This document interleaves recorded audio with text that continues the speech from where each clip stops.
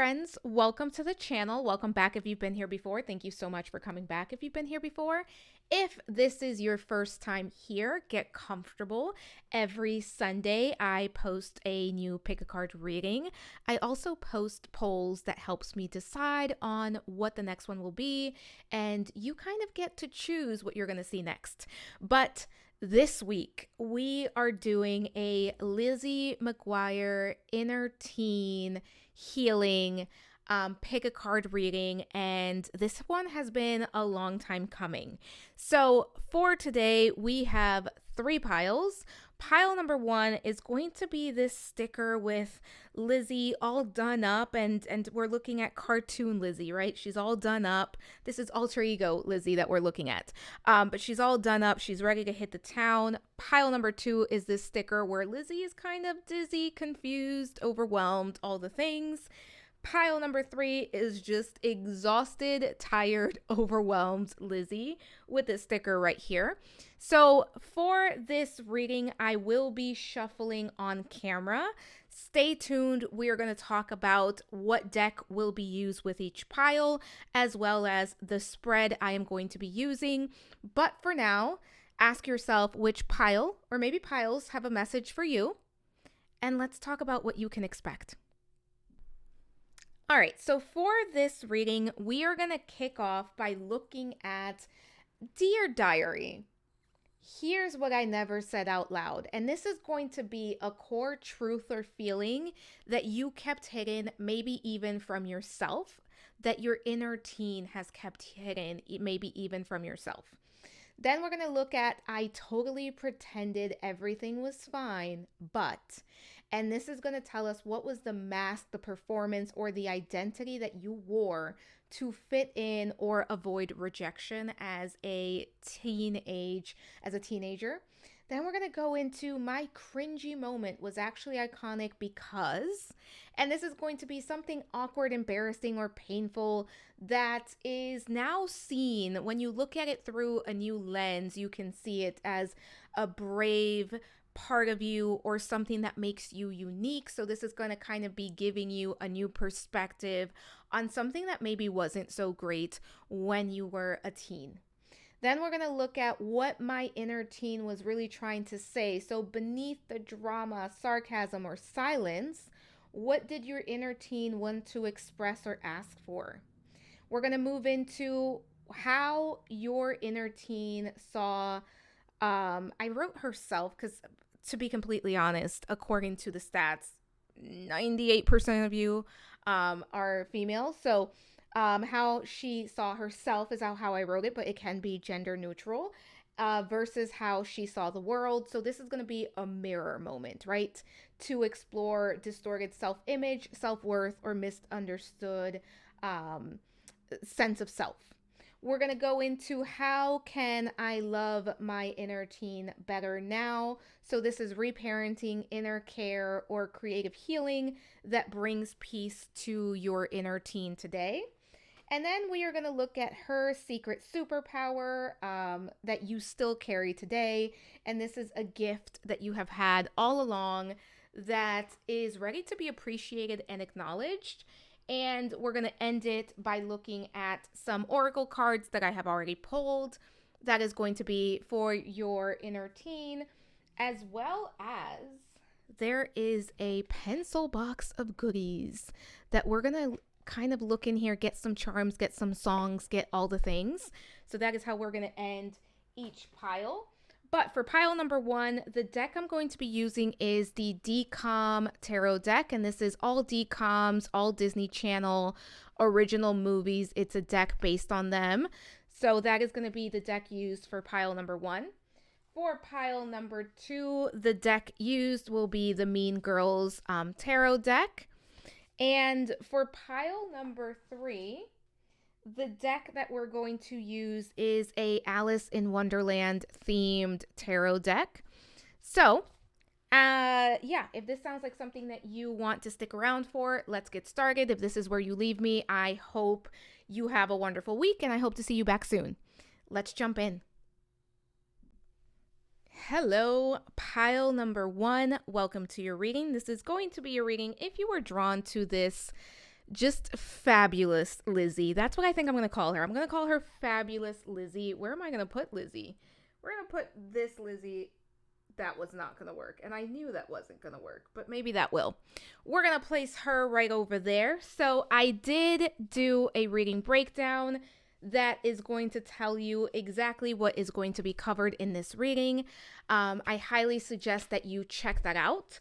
Also, for this reading, I will be doing shuffling on camera. So we're going to go through the questions, answer everything being shuffled on camera. And as always, this is a general reading, so take what resonates, leave the rest behind. You know yourself best. If it does not fit, do not force it to fit. But thank you for being here. Let's get started. So we're going to start this. This is going to be kind of like a little bit of a diary entry, a journal entry. We're just going to go with the flow, with the vibe. This is going to be fun. If you found this reading, you've probably been following me because YouTube hates it when I do anything remotely creative. So we're going to get started with the question is going to be, Dear Diary, what I never said out loud. Here's what I never said out loud. So this is your teenage self. What did your teenage self never say out loud? And this is a truth or feeling that was kept hidden by your inner teen, by your teenage self. For my pile number ones. I'm going to cut the deck one more time, pile number one. So here's what I never said out loud. What did my pile number ones never say out loud? All right, let's see. And we have Judgment card with Andy Brinker. And we have the Three of Cups. We have the Seven of Wands coming out. So pile number one, let's talk about this. What is something, a core truth or feeling that was kept hidden, that your teenage self, that your inner teen has never felt comfortable saying? And this could be something that is hidden from you. And what's interesting for my pile number ones is that what's coming up here is that I think that your inner teen was really seeking connection, friendship, and acceptance. That's what's coming through here with this Three of Cups and this Seven of Wands being here. There's almost this sense of maybe you were someone that you felt like you had to play it safe, or maybe you were someone that was very self-sufficient, or maybe you were afraid of being vulnerable and opening yourself up and allowing people in, and maybe there was a fear of rejection here.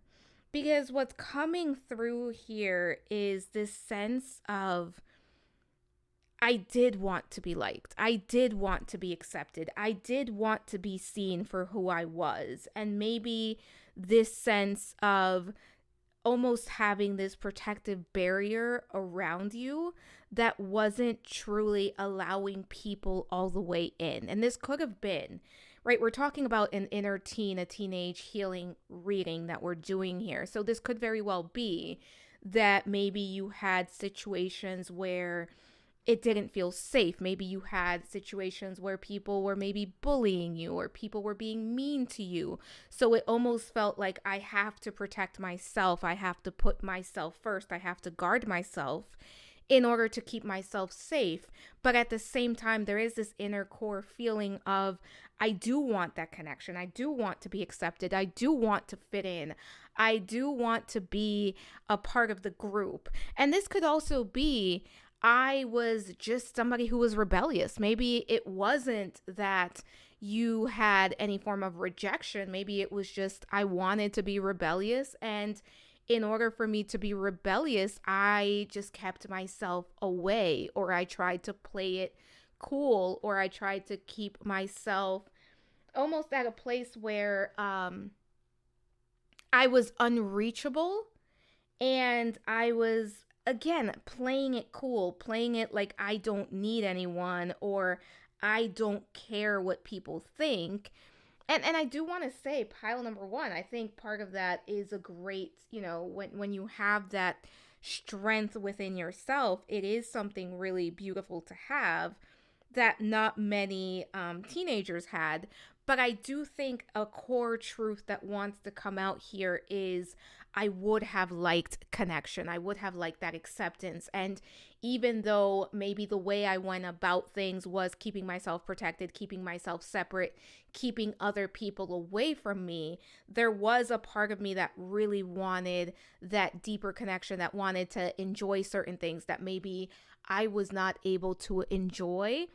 And I have to say, pile number one, this feels like it wasn't necessarily because you were kept from it, but it does feel pile number one. Like for some of you, this is you making that choice, you setting those boundaries, and you kind of protecting yourself. It could have been, again, as a result of experiences that made you feel like you had to protect your heart and you had to protect yourself, and it was safer to keep yourself away from others. But ultimately, something that I think would be beneficial to acknowledge to some extent, or something that just wanted to be said, or something that wanted to be acknowledged. And for some of you, I think this still wants to be acknowledged.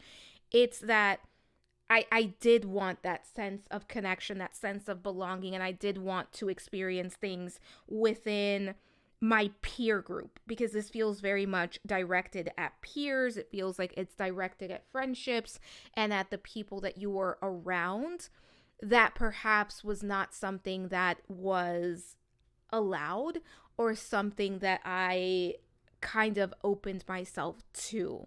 So there's almost a level of maybe regret, or just when you look back, there could be a level of I wish things were slightly different, which I know sounds like regret, but it feels like there's some sort of weight that is being carried on the experience around friendships and the experience that your teenage self had around connections, and how you allowed connections in, or how you didn't allow them in, and why you didn't allow them in. So maybe even this sense of I wish I had a time machine, or if I could go back, that is something I would do differently. And this also has to do with vulnerability, right? Allowing myself to be seen for who I am, allowing my vulnerable self to shine through and be seen for who I truly am is coming through here as well. And I think that there's a part of this that for some of you, I do think you know this. And I think for others of you, I think it would be the minority. It may be something that you aren't quite aware of. It may not be something that is quite coming to your attention, if you will. Let's keep going here. So we're going to look at I totally pretended everything was fine, but... And this is going to be the mask, right? The mask, the performance, or an identity that you wore to fit in or to avoid rejection. So for my pile number ones, what is the identity, the mask, the performance here that my pile number one's inner teen, my pile number one's teen self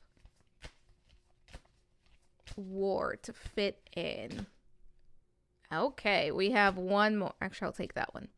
So we have the Knight of Wands. Is he on everything? Is he on everything? We have the Ace of Wands. And we have the Hierophant. Pile number one, to me, this really feels like, because we also have the Knight of Wands here. So to me, this really feels like I'm good. Like I don't need anyone. I'm good. I don't need the connection. I don't need to have anyone accept me. Like this feels like my pile number ones were the rebels, and my pile number ones were the kids that like, I don't need you. And I'm not going to show you my weakness. I'm not going to show you who I truly am. There is a level of not being seen for who you truly are. For some of you, there could have been an identity where this could have been maybe you showed up and you were like the intellectual, or you were the jock, or you were like there was some sort of persona that you took on that was very much not all of who you were, very much a safety precaution of I don't want to be fully seen. I don't want to be fully acknowledged, right? It's I'm keeping it together. This is who I am as far as what you need to know about me. And on the outside, I have everything that I need. I'm having a good time. I'm making the best of it.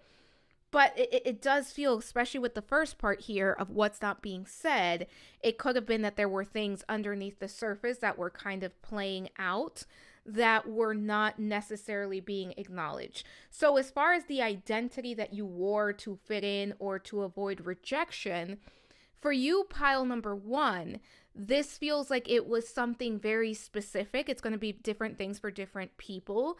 But whatever it was, you wore it well, and you wore it as like, this is all of who I am. And there was a lot underneath the surface that you didn't allow yourself to be seen. There's almost a fear of vulnerability here. Whereas if what is expected of me is that I am the goofy person in the class, and if that's all I am, that is what is expected of me, and I meet the expectations, I don't have to fear rejection. Or if my persona is the rebel, then that's who I am. Or if I am the athlete, then that's who I am. If I am the cheerleader, then that's who I am. So it's almost like you showed up as something very specific. And I do feel pile number one, for you, it wasn't a case of necessarily not being liked.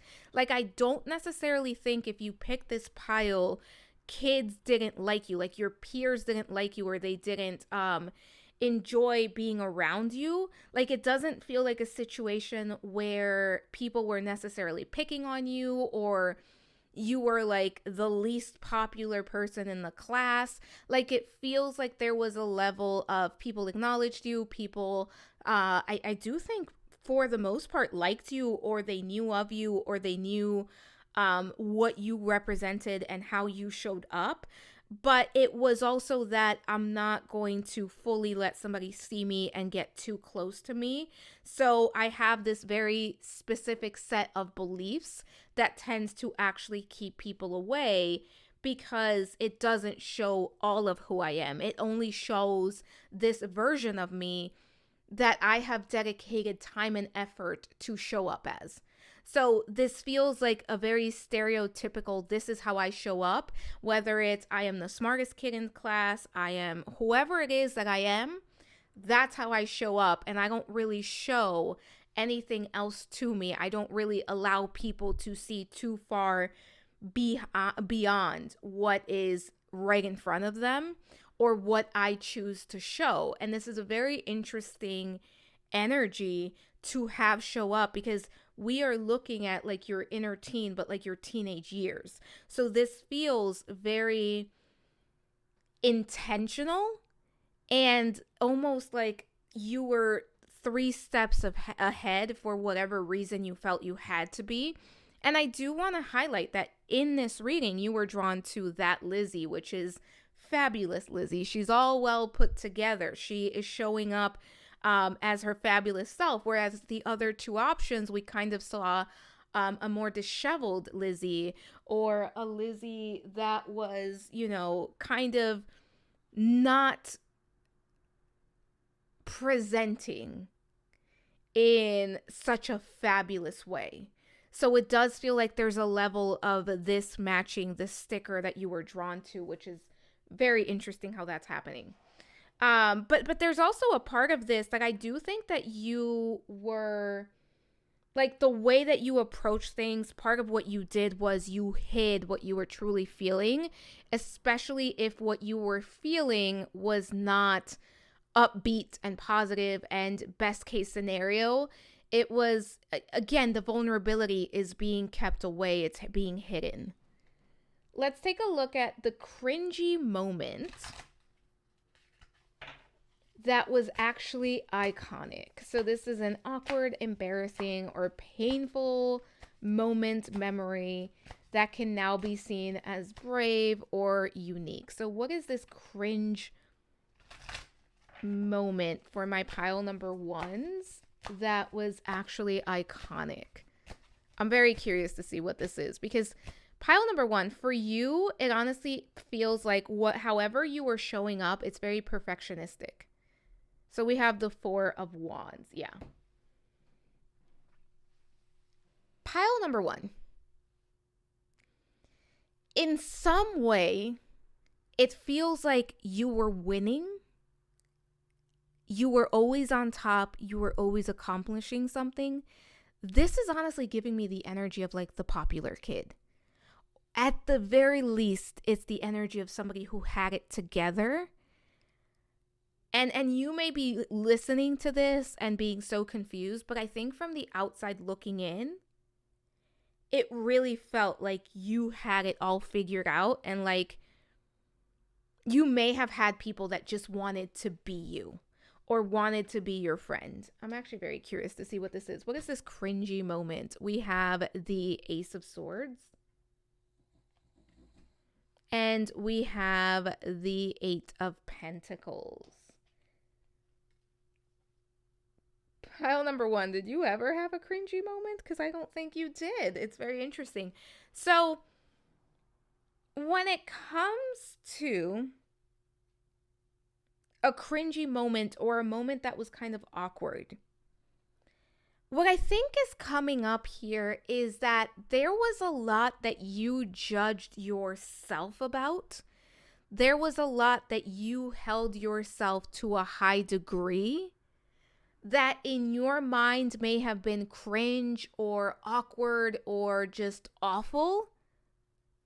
That I think if you were to go to a class reunion or you were to reunite with certain people, they would be so confused. Because pile number one, I think you are somebody that can be very self-critical of how you show up. And we're not reading present energy, but it would really surprise me if you, pile number one, were not somebody who at this point in time in the present moment is an overachiever, or somebody who is very perfectionistic, or somebody who is very self-critical. Because there's this energy here of a lot of what you thought was cringe was actually probably things that people admired. And I think a big thing that you, pile number one, possibly struggled with was showing up in moments where you were not perfect. And I'm going to use those quotation marks because nobody is perfect, right? So there is almost this energy here of, in your mind, there may have been so many cringe moments because of the high standard that you were holding yourself to. And I think there were cringe moments for you where it was you just learning to do new things and you leveling up, where your memory or your interpretation or your experience of that was completely different than what it was for other people, or what it was for the people around you, for the teachers, for the peers around you. Because to me, this is saying that what was a cringe moment was just you growing and learning things. And I do feel, pile number one, that for you, like if you were called and maybe you didn't know the answer to this, right? This feels very much grounded in school for this group. Like you were called and you didn't know the answer. That was something that felt very embarrassing or very overwhelming for you. Whereas other people may not have noticed it as much because it was just a regular day and it was something that happened to, everyone at some point. So to me, this is actually speaking to what you were deeming as cringe and as like really awkward and overwhelming and frustrating. That's not the memory that other people had. And it was you learning and having experiences of growth. And I do feel that every single moment that you felt was cringe or overwhelming or embarrassing actually helped to propel you forward and helped to get you to the next level. If you played a sport or if you were part of something like a group in school, it could have been that you felt that there were cringe moments in that. For some of you, maybe it was like a drama class. But again, this feels like it was very much yourself having that experience and not necessarily other people looking at you or judging you in that way. Let's take a look at what your inner teen was really trying to say. So, beneath it all, what is something that your inner teen needed to express or ask for? So this is just beneath the surface. What was your inner teen really trying to say or communicate? And we have the Star card. Let's see what else we have here. We have the Hermit, very interesting. And we have the Three of Swords. Yeah. Pile number 1. I think a big thing that your inner teen was trying to communicate was that your inner teen needed time off, that your inner teen and that your teenage self, right, needed time off, that your teenage self needed to just exist. We have the Star card underneath the deck there as I shuffle. I'm going to show that once more. And I think the Star card was the expectation, and I don't know where this expectation is coming from. Whether this is an expectation that was placed on you by other people, like parents, caretakers, teachers, whoever. Or this is more, and I have a feeling it's going to be a little bit of both for most of you. Or this is more of your idea of how you had to show up in the world. But the expectation was, I have to be perfect. I have to stand out. I have to be the best that I can be. That is beautiful. But that also led to a lot of heartache, to a lot of pressure, to a lot of frustration. And I think it also led to just feeling overwhelmed. Because we have the Hermit here.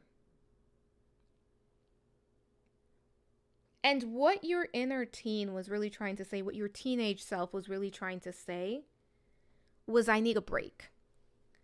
I need to just be allowed to be who I am. And I don't want to deal with this much pressure. I don't want to deal with this much heaviness. And it almost feels like this is someone, right? Like you were someone where you had to constantly put on a facade. And this could also be that you were constantly so busy that you were not just able to take a step back. And what your teenage self and your inner teen to this day, I think pile number 1, is asking for is just to exist, just to be, and just to be allowed to experience what is coming up. And I also think that what your teenage self was asking for, or what your teenage self was really trying to say, was I just want to turn off, right? I just want to be able to like unplug, turn off. Especially turn off from having to show up in such a specific way in my life. Let's see how your inner teen sees themselves. And this is going to be a mirror moment to explore the distorted self-image, self-worth, and misunderstandings. And we're going to look at, like, this is how you saw yourself versus how other people saw you. So we're going to look first at how you saw yourself. And this is as a teenager, but this could still exist in you somewhere at this point within your inner teen. So we have the Two of Wands. We have the Seven of Pentacles. And we have the Death card. So, pile number one. When it comes to how your teenage self, like how you saw yourself, how you experienced yourself, there was always something else to be done. There was always something else to complete. There was something that had to be achieved and something that was just out of reach. This, to me, reads in two ways. For some of you, it was there was a level of excitement of I am going to accomplish this new thing. Like in the now, what I want is not here in the now. It's in the future. It's outside. It's somewhere that I have to reach. This is kind of reminding me of, you know, the carrot and the horse, where you're sitting on a horse and you have the carrot and it's dangling and the horse is walking it forward to try to get the carrot. But the thing is, the carrot will never be reached. Why is that? Because it's always a moving target. To me, for my pile number ones, it feels like your experience was somewhat that of no matter how good I am, no matter what I do, the target is always being moved because I have to be better. I have to continuously improve. And again, there's something very beautiful about that when it's not being done in excess. And I think for some of you, it was happening in excess because there was almost a feeling of everything that I want, everything that I desire, my happiness is just outside of my reach. My happiness is happening tomorrow when I get into the school, when I win the game, when I pass the test, when I join the team, right? But then the thing was, you join the team. You get into the school, you join the hobby, and then there's another target.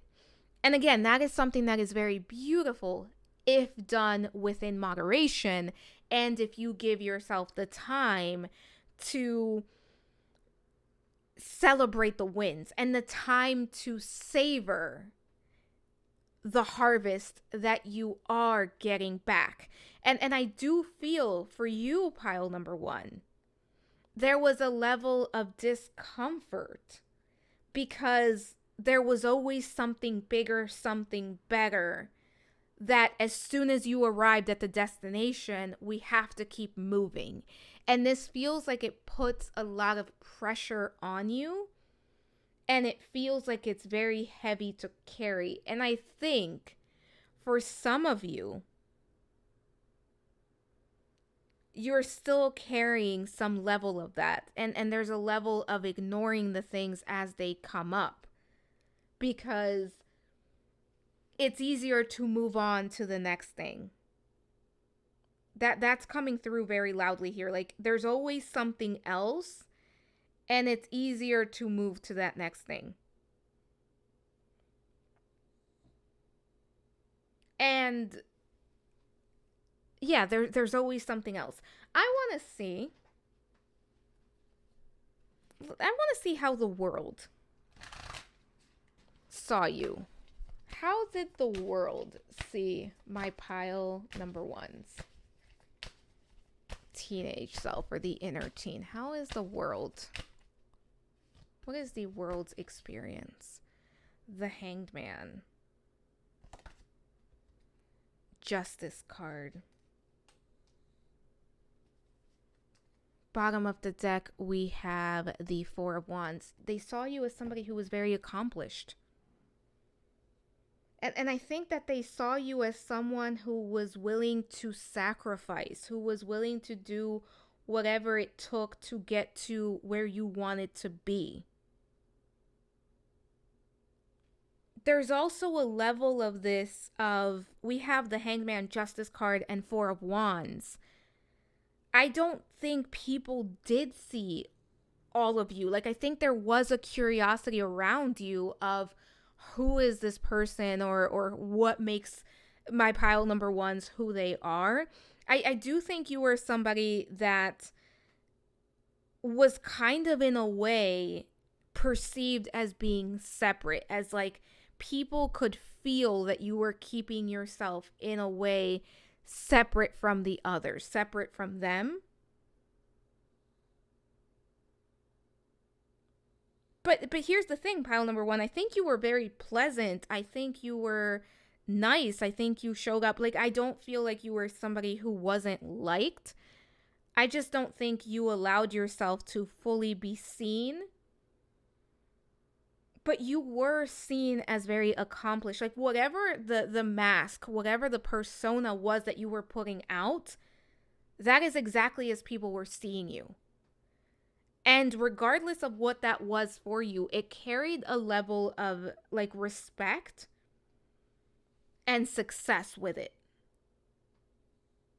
I want to see how you can love your inner teen better now. So how can you show up for yourself and love your inner teen in a better way now? How can you show up for yourself? And this could be reparent, self-care, anything that is healing for your inner teen. Let's take a look at what's underneath the deck, the Page of Wands. We have the Sun card. I love this. And we have Lizzie on there. And we have the Two of Pentacles. Is that Lizzie when she was Cadet Kelly, I believe, because of the stance? But then we also have the Two of Pentacles. So, pile number one. When it comes to how you can love your inner teen better now, this is a pile that, in order for you to honor and love and respect your inner teen, it's all about having fun. It's all about adventure, spontaneity, allowing yourself to explore, allowing yourself to, giving yourself breaks, giving yourself time off of work and responsibilities and the things that need to get done, right? The to-do list, if you will. And allowing yourself to explore what is fun for the sake of fun. What feels good for the sake of just doing that thing. Instead of feeling like I have to accomplish this very specific thing or I have to focus on work, I think a way that you can love your inner teen is by saying, I'm going to give myself a break and I'm going to go do something exciting. I'm going to go do something fun. Maybe I'm going to grab a coloring book, or maybe I'm just going to sit and listen to, I don't know, Britney Spears. We're going to get some songs for you at the end, but like, I'm going to do the thing that I wish I could have done. And I think for some of you, pile number one, that has to do with, I am going to go make friends, or I am going to go and reconnect with the friends that I have and make it a point to spend time with those people. I am going to nurture relationships. I am going to find balance between my responsibilities, whether that is my career, my job, my taking care of kids, taking care of a relationship. And I am going to be very intentional about creating more balance so that my experience as an adult honors my experience as a teenager, my experience as, you know, as a kid growing up, where I honor my needs and what I need for myself at this time.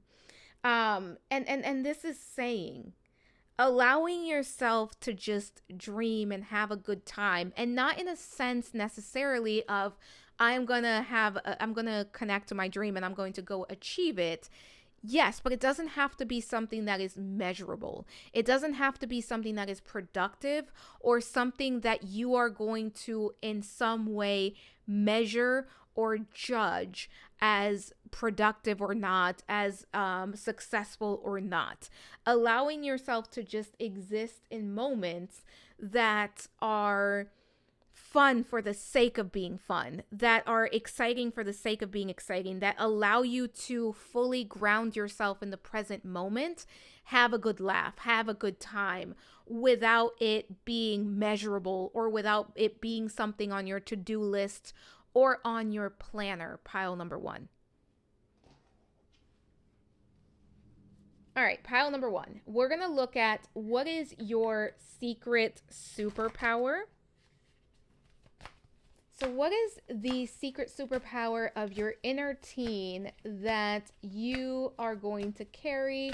And this is a gift that you have had all along.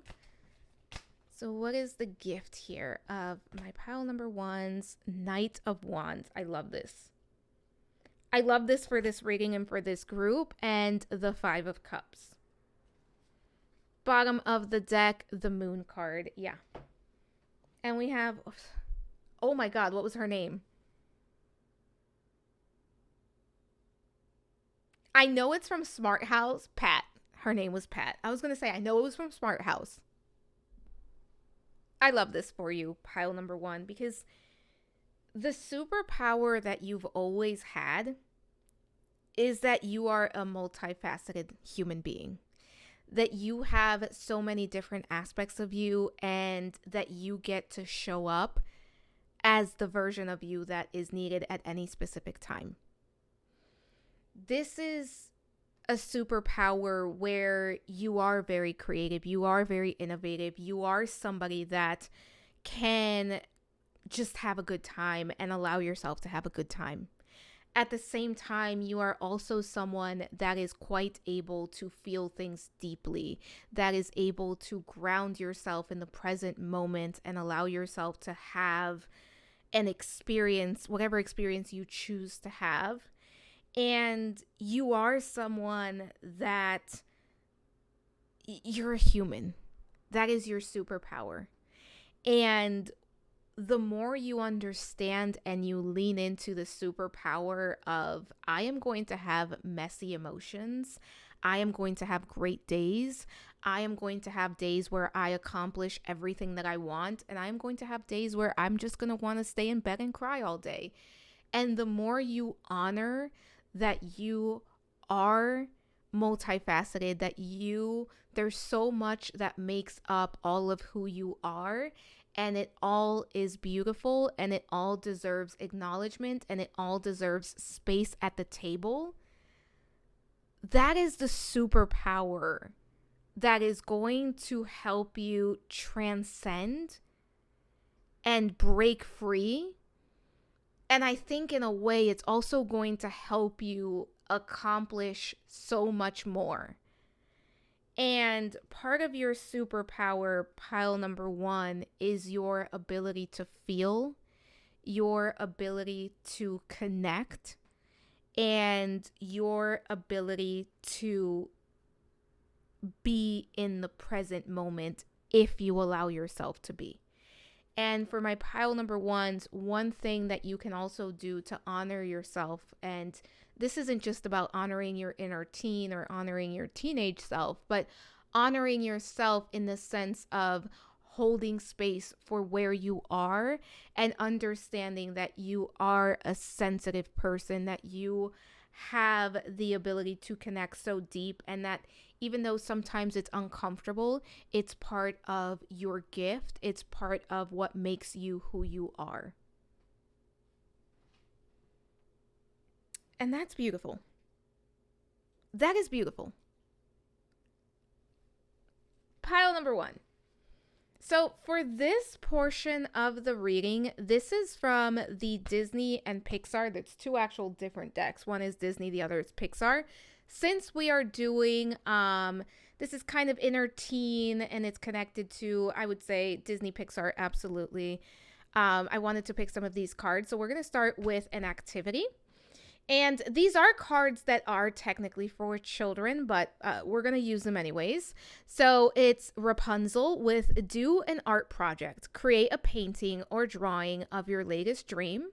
You don't need exotic shell paints. Use crayons, markers, or watercolors. And I think that that's one thing that's coming through for this group of just allow yourself to have fun and to create and to do things for the sake of doing them. Let's look at the conversation. Oh, we have Jasmine, Princess Jasmine, and is it Raja? Oh, right there. I looked down and the name is right there. Okay. Raja is my best friend. I can tell him anything, and he always stands behind me.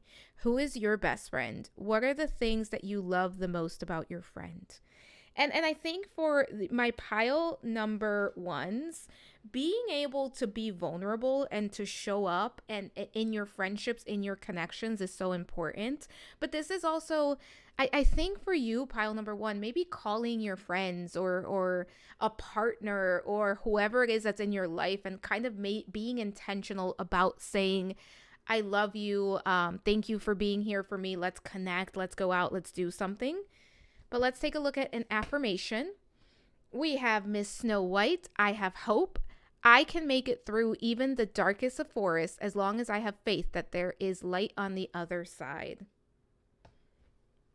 Beautiful energy. And I am actually one of the people that I do believe Snow White is such a great princess. Like, yes, now we have different ones that are like stronger in a way that feels outwardly strong, but Snow White being so kind was a flex. All right, let's move on to Pixar. So we have an inspiration for you. To Infinity and Beyond with Buzz. And I think for you, pile number one, working with your third eye and your imagination can be especially powerful. Let's take a look at a conversation. This is Pixar, and I forgot what this is from. Somebody's going to let me know. More than anything, I wanted to meet my father. If you could spend one day with anyone, living or dead, who would it be? I watched this movie too, and for some reason I can't recall.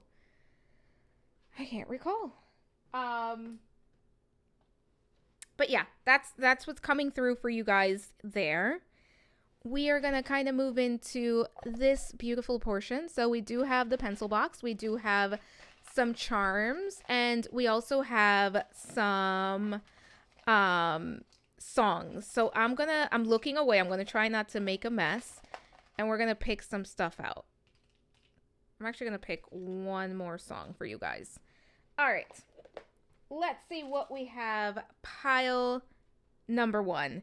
So we have the avocado. So this could be a reminder to make sure that you are honoring your body's needs. This could be by drinking, eating the foods that you are being called to eat. But the avocado, I think, is also kind of just saying, like, step out of the comfort zone. Get out there. Do something different. Try something different. We have the donut, right? Make life sweet. Life is about sweetness. Can you create more sweetness? We have, oh my goodness, Monsters, Inc. I forgot this. Is it Mike? Yeah, because it's Sully and Mike. This is Mike. I'm 99% sure that's Mike. So having a good time, right? Imagination, third eye, that's coming through. Monsters, Inc. can be a movie that maybe you check out. Pokemon, going on adventure, right? Gotta catch 'em all. Having a good time, allowing yourself, I think for my pile number ones, allowing yourself to just enjoy things that maybe you enjoyed as a kid or as a teen, or maybe things that you wanted to try and you just never had the time to try. And then we have the dinosaur here. So nothing is impossible. Remember that. It's also never too late. And we have the cupcake. So with the cupcake, life is sweet. Life is going to be what you make of it. Please go and do what you are being called to do. Create more sweet moments in your life. Create times in your life where it's all about the dessert, right? It's not all about the responsibilities. It's all about the sweetness of life. My handwriting is awful, so we're not going to show this too much. But we have Cinderella by the Cheetah Girls. That could be a song that you check out. I'm purposely putting that over there because I'm very shy. I was going to type these out and I didn't because I'm a bum. And Get the Party Started by Pink. Those are your songs that could have a meaning for you. Or it could just be something that you enjoyed, something to get you in the mood, something to connect you back. But pile number 1, that is what I had for you. Claim it in the comments. I embrace my creativity and adventure. You know what? I embrace adventure and creativity. That sounds better. Claim it in the comments. Let me know what you thought. I hope you enjoyed it. There was a different version of this reading that I can do at a later date that goes into different questions. But let me know what you thought. Thank you for allowing me to read for you. Don't forget to comment, like, subscribe, hit the notification bell, all the things that help me out. Let me know what else you'd like to see next. Don't forget to vote in the poll. And again, thank you for allowing me to read for you. I am sending so much love, so many blessings, and I hope to talk to you soon. Bye for now. Hello, pile number 2. Welcome to your reading. This is going to be your reading if you were drawn to the dazed and confused Lizzie. She looks a little overwhelmed. We're going to place that right over there. As a reminder, this is a general reading. Take what resonates, leave the rest behind. You know yourself best. If it does not fit, do not force it to fit. Also, I did do a reading breakdown. It is time-stamped below. I highly suggest that you check that out because it's going to tell you exactly what will be answered during this reading. And that way you know if it is the right reading for you. We are going to be using the Mean Girls Tarot deck for this one, and it's going to be a shuffle on camera type of reading. But we're going to kick off by looking at Dear Diary. Here's what I never said out loud. So this is a core truth or feeling that has been kept hidden by your inner teen. And pile number 2, I have to say this is my first time using this deck. So it is quite hard to shuffle at this point because it's never been used. So it may take a little bit of time to get this one to a point where it's not so, the card stock is not so stiff. All right, so let's take a look. For my pile number 2s, what is something, a core truth or feeling that has been kept hidden? I actually did see the cards that I want. It's those 2. Bottom of the deck, we have the Fool with Katie or Caddy. And we have the Ace of Plastics. And we have the 10 of Daggers. So pile number 2, when it comes to a core truth, and this could be something that is hidden even from yourself to some degree, or something that you've kind of struggled with as a teenager, and you've kind of recently come to realize. So take it as it resonates. But I also want to mention the Ace of Plastics is actually the Ace of Pentacles, and the 10 of Daggers is the 10 of Swords in this deck. And of course, we just have the Fool card. So I think something that has been kept hidden, or something that was never said out loud, has to do around just personal experiences and things that were, it's almost like there are experiences that you went through that you never quite acknowledged, that you never took the time to either not even say it out loud necessarily, but kind of sit with it and process it. Because I think with the Ace of Plastics or Pentacles being here, and the 10 of Daggers, and the Fool being at the bottom of the deck here, this is speaking to situations that felt like they were very difficult, but also situations that felt like you weren't necessarily taking the time to stop and process what was coming up. To me, this feels like there were moments, and for some of you, this could have to do with like school, or this could be something more outside of like school and your school years, or just, something that was happening in the home. Uh, this is something that feels very extreme to some extent, because we have the energy of starting something brand new, and then we also have just something not working out and having to move completely from it. So there is some sort of event, some sort of situation that feels very big, that was a big change in your life during your teen years, during your formative years, where it comes up and it kind of changes everything in your life. This could have been like, maybe parents are getting a divorce, or maybe there's a separation, or maybe we're moving and I have to go to a brand new school. Actually, I just realized that's Mean Girls. But it feels like something big happens, and there's no acknowledgement of how that situation, how that event, how that experience really changed your life and affected you, because it almost feels like there was a before this happened and then there was an after this happened.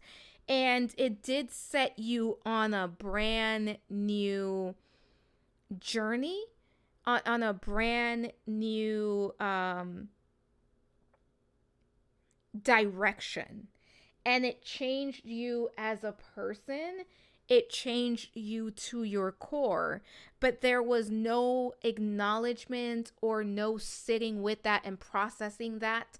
This almost could feel like, again, this could be like very Mean Girls, if you've watched Mean Girls, where Katie is like really struggling to get used to the new school, but she's also trying to make it seem like everything is okay for the sake of her mom and her dad and the sake of her family, instead of like just saying, this is how I feel. So it's a complete change. I am going from being homeschooled in Africa to now I am sitting in a school. I forgot where exactly the movie takes place. I'm guessing California, maybe. But I'm now going to a high school with people, and it's a completely different experience, and I don't even have time to really process it. I just have to adapt. I just have to go with the flow. And it feels like something very abrupt happened, where it changed everything for you, but there wasn't the space or the time or the know-how of how to sit with that. And it could have been that you were in a place where you didn't necessarily know how to process that or how to sit with that, where maybe it was other people should have known how to process it, how to sit with it. And for you, it may have felt like very overwhelming, but I have to carry on. I have to keep going. Life is going to keep going. I'm going to put my best foot forward, which is a beautiful energy to have and a beautiful outlook.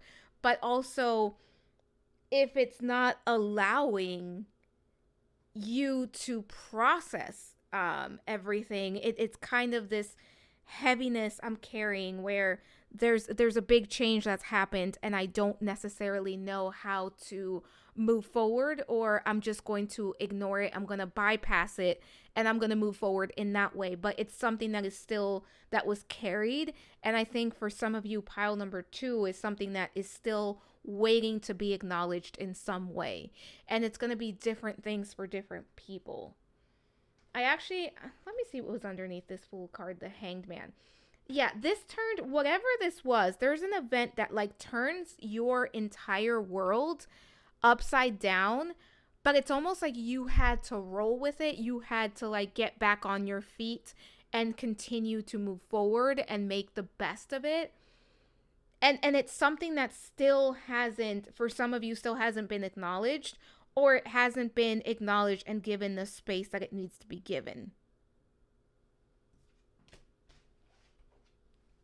Let's take a look at I totally pretended everything was fine, but, and this is going to be the mask, the persona, performance, or identity that you wore in order to fit in or avoid rejection. So this is your teenage self. What was this energy here?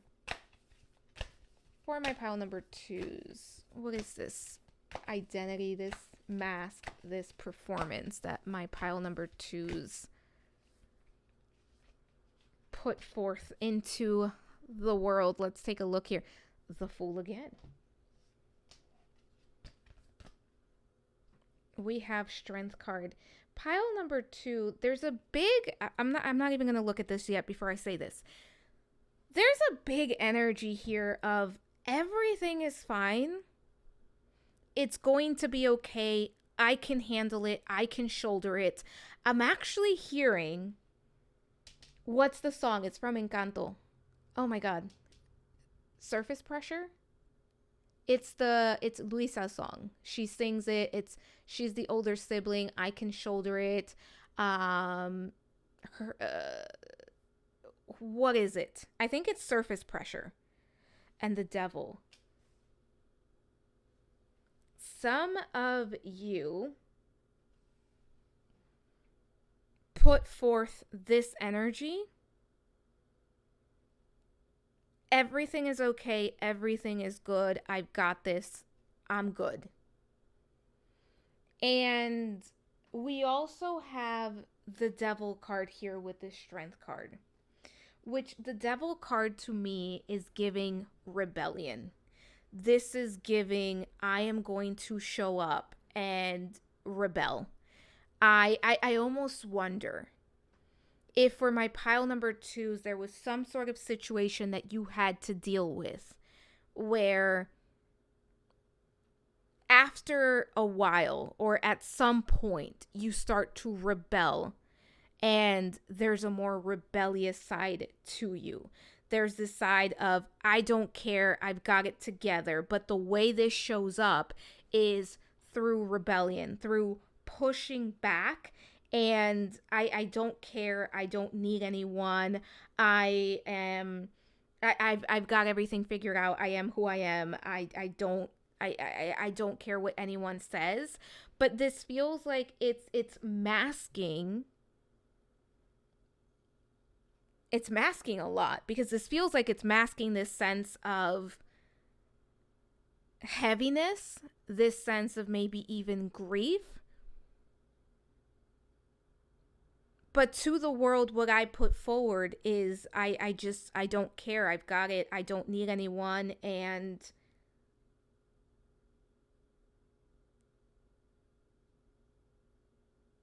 I'm going to do my own thing. I'm going to do what I want. I don't care what anybody wants. I don't care what anybody thinks.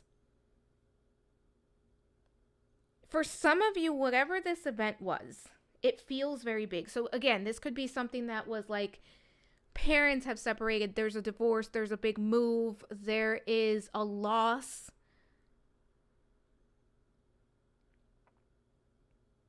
And instead of taking the time to deal with it, it ends up being, for some of you, the persona is the tough guy.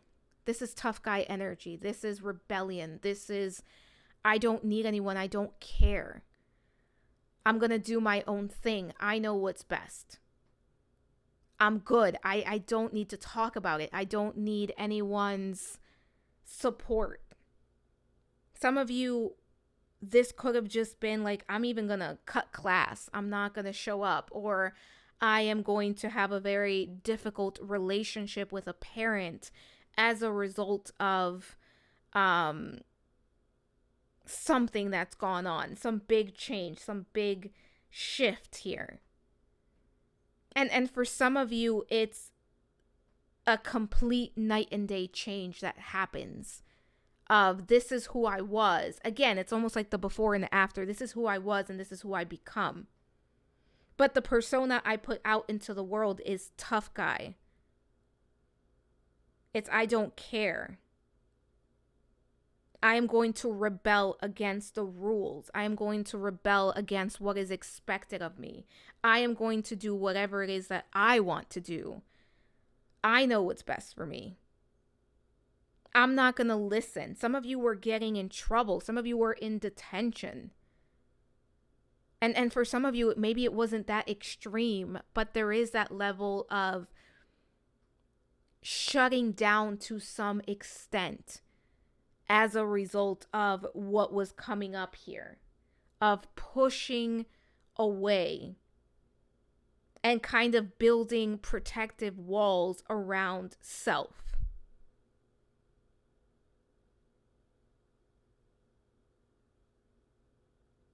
Pile number 2, this is like I was a handful type of energy. Like there was a lot happening here. Let's actually keep going. I want to see what was a cringy moment that was actually iconic. So this is just like an embarrassing or awkward moment or painful that is actually something that was iconic, that made you unique, that made you connect to your courage. These cards are very, very new.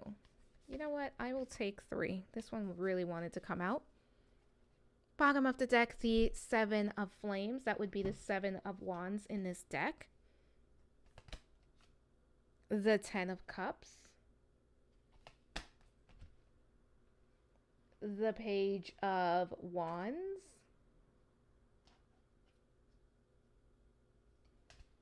And finally, the Empress. Pile number 2, it looks like whenever you had to show up in a way that was vulnerable and maybe soft, or maybe something that you would have deemed as weakness, actually felt like a embarrassment to you. For some of you, this could be like a high school relationship that you were a part of, or maybe like a middle school, or just like a relationship in your teenage years. That felt like, looking back, it felt very cringy. It felt like very, it could have felt just not something that you were fully proud of. This is also showing up as just moments where you were being vulnerable, where you were showing up and kind of not putting forth this like badass or like this rebellious persona. Those could have been moments that felt cringy. I think for some of you, there could have been a moment where it was like a parent, specifically maybe mom or a caretaker, that came in and was like either checking up on you or holding you accountable. So it could be that you got in trouble and a parent had to go pick you up. That felt like that could have been like a very cringe or a very awkward moment. But this is supposed to be something that was iconic. For some of you, maybe you did have like the cool mom, or maybe you had a parent that was involved and that was kind of showing up in like a school space, or showing up in a space where your friends or your peers were at, that felt very overwhelming and just not embarrassing. I would say embarrassing here. Because that's coming through, and I am seeing that we have the Empress, which was, I forgot her name, but it's Regina's mom, and then we have the Page of Wands, which is Regina's sister, and on this, who is this? Are the 10 of Cups supposed to be Katie's parents? Is that who that is? I think so, because the guy that played her dad played Mike Heck in The Middle, which is my favorite show ever. I don't know if that's him, but I think that's supposed to be him. So it could have been also embarrassment around a relationship, that it's different things for different people, because I think this is also about a relationship that your parent caretaker was involved in, and that could have been it. But whatever this was actually something that had to do with the showing of emotion, with being able to show up and being vulnerable, and kind of allowing people to see behind the curtain to some extent. And that felt very overwhelming, very embarrassing. And I think the reason that it was iconic is because I think that the people that are involved are iconic. Like, I think that you and if this involved like a parent or a caretaker, there was something about them that really like stood out and was something that actually shouldn't have been embarrassing at all. And for some of you, if you have like a single mom that would show up and do the thing, I don't know why this is coming through. Like maybe somebody had a parent, a single parent that was kind of like working their butt off to provide and to give you the best that they could give you. Maybe the type of job that they were doing was something that was kind of embarrassing, or maybe the way that they showed up or the way that they presented, it was actually iconic, because it does feel like this person was showing up and they were doing the best that they could for you. Take that as it resonates, because that's very specific. So let's take a look at what your inner teen was really trying to say. And this is just beneath it all. This is not what's coming out. So beneath the drama, sarcasm, or silence, what did your inner teen need to express or ask for? So beneath it all, what was actually needed to be expressed or asked for? This is for my pile number 2s. And thank you for being here, pile number 2. I don't always get to shuffle, so I don't always get time to say things in between. And we have the 8 of Cups. And we also have the 9 of Wands. Bottom of the deck, we have the 9 of Cups. So what your inner teen really was trying to say, what was underneath the surface that needed to be expressed, was the fact that it was hard, that it wasn't easy, and the way that you were showing up and presenting, and the outward facing attitude, because I think this is a group where like it could have been that you had a very difficult relationship with a parent or caretaker or parents. It could have been that it was very hard for you to express yourself in a way that felt that allowed you to feel heard. And I think something that your inner teen was always really trying to say was, I am exhausted and I want somebody to choose me. I want someone to see me. I want someone to hear me. And I want someone to prioritize me. And in addition to that, I think your inner teen was really kind of just having a hard time adjusting and releasing certain situations and certain experiences. So a lot of what was showing up, right? Like when we talk about what was being shown outward, what was underneath that was that sense of, I am struggling to feel seen, to feel heard, but also to release the heaviness of what I am carrying. Because I do think pile number 2, regardless of what this experience was, there was a lot of heaviness that was being carried. And there really is this energy of, there was like an old reality, an old version of you that you had to leave behind, that you had to kind of transform and expand from. And there was a very hard level of, how do I do that? And I also think that underneath the surface, what was rebellion? What was that sense of, I don't need anyone. I can do things by myself. I am good. I don't care what anybody thinks. And it feels like for this group, that energy was really also focused more on authority figures and adults and parents, caretakers. A lot of what was underneath that was this determination that I need to be okay, and that I am exhausted and I'm having a hard time trusting and adjusting to what is being thrown my way. but there was a lack of either how do I communicate this effectively, or if I do communicate this, is it going to be understood? Are people going to understand what I mean and what I'm saying? How is it going to be received? Because we also have the Nine of Cups underneath the deck. Actually want to hold this card up because I don't think you can fully see it. And then we have the Five of Daggers there. But it's this thing of what I wanted has changed and it's no longer possible, or what I envisioned for myself and my future has changed and it is no longer possible. So underneath all of this like teen rebellion and like this is kind of you're ruining my life, I don't care, don't talk to me.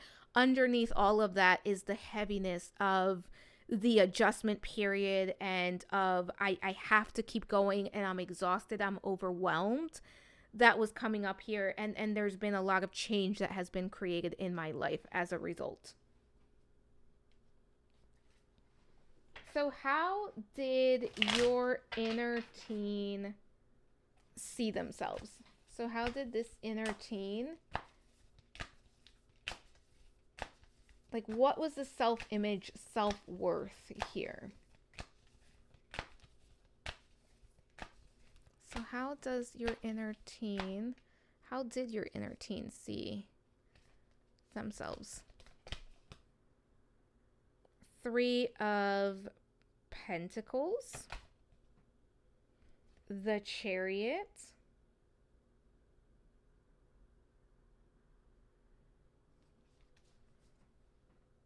and the Nine of Cups again underneath the deck. So pile number 2, you saw yourself, like your inner teen, your teenage self. When you saw yourself as someone that had to make things happen. It was almost this sense of, if I don't make it happen, if I don't take care of myself, if I don't create what I want, it's not going to happen. There was a very clear understanding of the responsibility that you carried when it came to making sure that you got what you needed. There was this sense of, this is a group where it feels very much like your energy was way more mature than it needed to be. There was a clear understanding of, I have to show up and I have to kind of get myself together. I have to be the one to make things happen for myself, because if I don't do that, no one will. There was this sense of, I'm the one, right? Like I don't have people that I can lean on, or I don't have people that are going to show up and provide everything that I need. And I also think that part of what was kind of beautiful about this in a way, because part of me is like, there's no reason why as a teen you should feel like you have to rely on yourself, or like you have to be the one to make things happen. You should have adults in your life that are going to step up and provide and be the guiding force and help you out, so that you don't feel like you're the one that has to make everything happen. But at the same time, there was this energy of, I am unlimited, I am unstoppable, and I will get to where I want to get to. And I think there was also this realization of, I am going to break free and I am going to break through what I thought was possible and what has been possible in my family, in the home that I grew up in, or in the family, in the community that I grew up in. So there was a very big understanding of, I want to break free. And I wouldn't be surprised if this is kind of the energy of somebody who moved out and moved away from home at a very young age, or somebody who packed up and moved across the country, across the world, or left their hometown, because there's a really big energy here of, I get to create what I want, and I am going to, what I want is big, and it's bigger than anything that I could have imagined. So I take the responsibility of that and I put it on my shoulders as I move forward to kind of create the future that I want through my actions. And there is a level of confidence that comes with this that is pretty badass because there's a lot of conviction and consistency here, which is very interesting because part of the energy here is very rebellious, but how this energy is being applied is very intentional and very dedicated to the vision, to the dream, to the desire, to the wish. And I think, look at this, we have the star card underneath here. I think for this group, there has been this sense of I am going to reach something so big. I am going to be recognized. I am going to be I'm going to be huge. And for some of you, it's I'm going to be a star. I am going to accomplish everything that I want to accomplish. And it's that recognition that I'm going to have to do it and I'm going to do it for me, but I am going to get it done. And I think pile number 2, if you pick this pile, and feel free to share in the comments, I would not be surprised if that's exactly what you went out into the world and did. Let's take a look at how can you love your inner teen better? I'm going to drop all of these. I know I'm going to do it at some point. I'm trying not to shuffle on top of these cards because they're going to blow away. We're going to try that one more time. I may have to edit because... All right, that's better. So for my pile number 2s, how can my pile number 2s love their inner teen better now? And we're just looking at like reparenting, inner care. How can you help heal the inner teen? Pile number 2. It's actually going to be these 3. We have the 6 of daggers, which is the 6 of swords, the magician, and we have the ace of daggers, so the ace of swords. Underneath the deck, we have the 7 of wands. Pile number 2. When it comes to how to love your inner teen better at this point in time, this is about allowing yourself. This is kind of a twofold answer because it's a little bit of it's time to move forward. But I also think for some of you, in order to go forward, you have to kind of go back. And not in a way that you're going back and kind of staying at where you were at. But I do think it would be very helpful for some of you to kind of sit and say, wow, I've been through a lot. I've done a lot. And I'm going to give myself a pat on the back. And also sitting with, is there anything that wants to be acknowledged or anything that is coming up? And once you do that, I think this is speaking of, in order to love your inner teen better, it's about allowing yourself to see how far you've come. To see everything that you have accomplished and to recognize the healing that took, to recognize all the work that you had to do and to recognize how far you've come and your personal evolution. But there is almost this like then versus now that keeps coming up throughout this reading. And I think you are somebody that you've been through experiences where they were very defining moments in your life. And in order for you to love your inner teen better now, it's also about allowing yourself to create and move forward in a way where the past no longer has a hold on you, where the past is no longer deciding how you are going to move forward and how you are going to operate. So this is almost the energy of the shadows of the past are no longer dictating what's a trigger.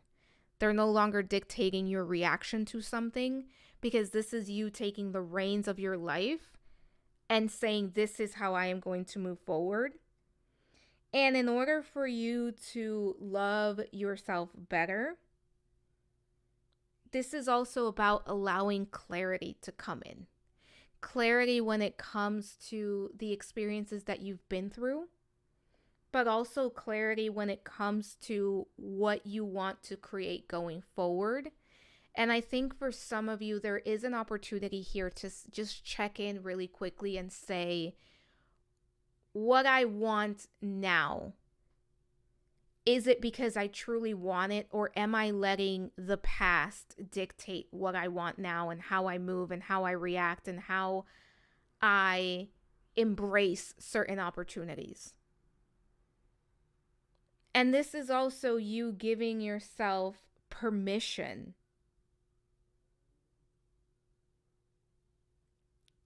to be whoever it is that you want to be and whatever version of you want to be. And another thing, pile number 2, embrace all of your skills. Embrace all of the knowledge and wisdom you have gained through your experiences and use them to your favor. That's coming through here strongly as well. And as far as reparenting, because I think that this is a group where if you want to reparent, offer your inner teen the support, the encouragement, but also the hand holding and the I am here for you, walking every step of the way as you navigate difficult transitions and situations. That's coming through here as well. But let's take a look at what is the secret superpower. So your inner teen's secret superpower, and this is a superpower that you still have at your disposal that you can just tap into. For my pile number 2s, what is the secret superpower, the gift that you've had all along? And this comes from the teenage self, from the inner teen. Let's take a look here. We have the Hierophant. And we have the 8 of Pentacles. That 7 of Wands energy keeps coming up at the bottom of the deck. Actually, you know what? I want to talk about the 7 of Wands. I want to put this out and I want to talk about it because it's been underneath the deck just about every single time. So the 7 of Wands is a card of feeling challenged. It's a card of grounding and protecting. It's a card of setting boundaries. And it keeps coming up as important. And we're talking about the superpower here. I think part of your superpower, pile number 2, is how you've learned to protect yourself. And I would not be surprised if you are somebody that knows how to set a boundary and how to stick to a boundary. Because this feels like the energy of, I have always had to provide for myself, or I've always had to show up for myself. So I know what I need and I know how to take care of myself. So this is a group where keeping yourself grounded, keeping your boundaries is very important. But when it comes to your superpower, part of your superpower, pile number 2, is being able to completely reinvent yourself and look at your beliefs and figure out what's not working for you. This is not the energy of somebody who is stuck in their ways. This is not the energy of somebody who is remaining stagnant. I think one thing about your superpower is that you are able to keep yourself moving, keep yourself flowing, and keep it going forward. And when something isn't working, Pile number 2, you are able to figure it out and find a way forward. And you are also somebody who is able to kind of master whatever you put your mind to. So, very strong magician energy, very strong creator energy here. Of if I put my mind to it, I am going to create it, I am going to make it happen, I am going to make progress. And whatever my sole purpose is, whatever my desire is, whatever my goal and ambition is, that is exactly what I am going to create. And I do think pile number 2, there is almost a level of rebellion that you are still sticking to, that is still kind of happening for you, where you will not give up and you will make sure that you give yourself the best shot at whatever it is that you're trying to create and manifest in your life. Let's take a look. I picked, I think it's five cards. This is from the Pixar deck and the Disney deck. These are like inner child cards. These are more aimed at like children. But since this is a reading about the inner teen, I wanted to bring them out. Let's see. We're going to start with the Pixar ones for this group. And this is going to be an affirmation. And we have, is it Miguel? Yeah, from Coco. I am a dreamer. I want big things and I'm not afraid to go get them. That's the energy. That's the vibe for you. Pile number 2. Like that's this whole reading. That's the energy of like your inner teen. And there was a rebellious period, but guess what? Nothing was stopping you. Then we have Finding Nemo, and this is a conversation, and it says, I love my family, but I worry about them. What do you worry about? Has there been a time when your worries held you back? How did you push through them? So that's something to contemplate. And I also think pile number 2, there could have been a time where you were holding yourself back. You were struggling with situations at home that were making it very hard for you to kind of do what you needed to do. But I also feel like this is a group where you've learned self-love and what it looks like to put the self first. And we have affirmation here, and this is from the Disney deck. And we have Mulan with I am a problem solver. The solution to a problem might not be the obvious one. Sometimes the most challenging part of the problem can be the key to solving it. All of this is very much in tune with the energy. We have an inspiration card, and we have Sleeping Beauty with they say if you dream a thing more than once, it's sure to come true. And this is Briar Rose, Aurora, Sleeping Beauty. And then we have an activity for this group, and we have Snow White. Try a new recipe, check what ingredients you have in your kitchen, and with help, again, this is for kids deck, you don't need help, make something delicious with them. It doesn't have to be fancy. Start with something easy like muffins or tomato soup. I love that this thing just said like muffins is like the easiest thing to make. Pile number 2. So that's just something of just treating yourself, grounding, doing something, an activity. And you know, we do have that energy of trying a new recipe. So it could be that just making something with your hands, and it could be food related, maybe not. We do have the pencil box, and we're going to pick some charms and some songs for you. And then we are done here, but let's shake this up. That's probably obnoxious. And I'm going to try not to look as I pick your charms and songs. Okay, I think this is going to be more... Oh, okay, it's only one. I'm going to pick at least one more song. There we go. All right. So, let's take a look. We have the rocket. 1, 2, 3. Pile number 2, you are someone, you're constantly on the go and you're constantly achieving for more. And I think you are somebody that is very creative and that is always going to figure out a way out of your problems.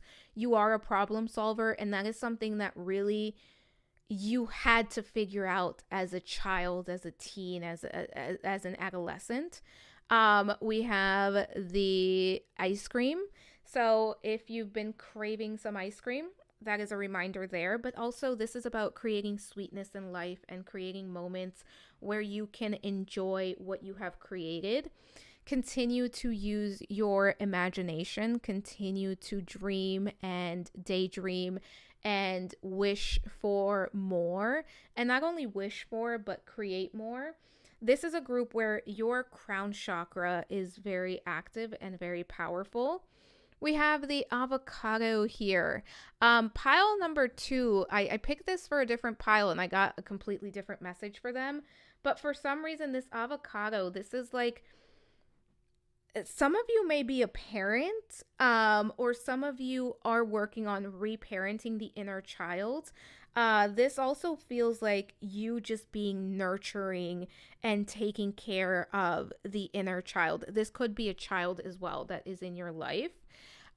We have the heart here. Some of you could be part of the LGBTQ community because of the rainbow being there, but you also have a very big and beautiful heart that is always ready to connect and love and experience more love, and opening yourself up to love is so important. And we have the astronaut. So continue to explore, continue to think outside of the box, and adventure is something that pile number 2 you should always make time for. I would also say if there's something that you've been thinking about doing or trying, this is your sign that it's time. Let's see what else we have. And then we have a beautiful flower here. So if you're called to having flowers at the altar, if you have an altar, but making sure that you are brightening your space, and getting fresh air, spending time in nature for this group can be very helpful. So I do have some songs. I had to write them out because my dog was sick and I didn't get a chance to type them out and print them, even though I have a printer right next to me. My handwriting is not the best. So Judgment Free Zone. We have Stronger by Britney Spears. So that could be a song for you. And then we have Breakaway by Kelly Clarkson. That is another song for you. Pile number 2, actually, this is perfect. Breakaway. Okay. And Stronger. Wait a minute. These are actually perfect. It just hit me. Those 2 songs and the reading just go perfectly together. And they're not all like that, by the way. But pile number 2, that is what I have for you. What is going to be your affirmation? Pile number 2, claim it in the comments. I am a strong problem solver. Yeah, you are a strong problem solver. And continue to give yourself permission to be exactly that. And continue to give yourself permission to dream and to grow and to expand. But pile number 2, thank you for allowing me to read for you. Don't forget to comment, like, subscribe, hit the notification bell, all the things that help me out. Let me know what you thought about this reading. Let me know if you'd like to see more like it, because I really want to do a Mean Girls themed reading, but I don't know if you guys enjoy these, so let me know. And I do have a different Lizzie McGuire spread that I created that I didn't go with, but I think we could do if we really wanted to. So let me know, since I have all the Lizzie things. But thank you for being here. Don't forget to vote in the next poll for what we are going to see next. Thank you for allowing me to read for you. I am sending so much love, so many blessings, and I hope to see you soon. Bye for now. Hello, pile number 3. Welcome to your reading. This is going to be your reading if you were drawn to the, I want to say, tired, exhausted Lizzie, and we're going to place that right over there. As a reminder, this is a general reading. Take what resonates, leave the rest behind. You know yourself best. If it does not fit, do not force it to fit. Also, for this reading, I did do a reading breakdown that's going to tell you exactly what's going to be covered and everything that's going to happen during the reading. I highly suggest that you check that out. It is timestamped below. That way you know if this is the right reading for you. So for this specific reading, I will be shuffling on camera, and for this pile, for this group, we will be using a Alice in Wonderland tarot deck, and I will include the name in the description box. I always forget what the exact name of this deck is, but it is an Alice in Wonderland deck. And we're going to start by looking at Dear Diary. Here's what I never said out loud. And this is going to be a core truth or feeling that has been kept hidden. And this could be by, hidden from self, or this could be something that was just never said by your inner teen, by your teenage self. So let's get started.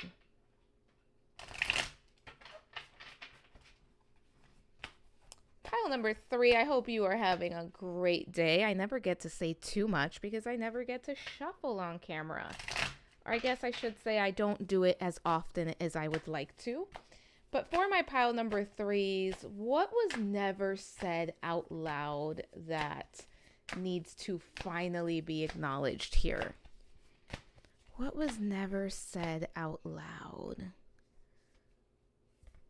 All right, let's see what we have. Bottom of the deck, we have the Mad Hatter.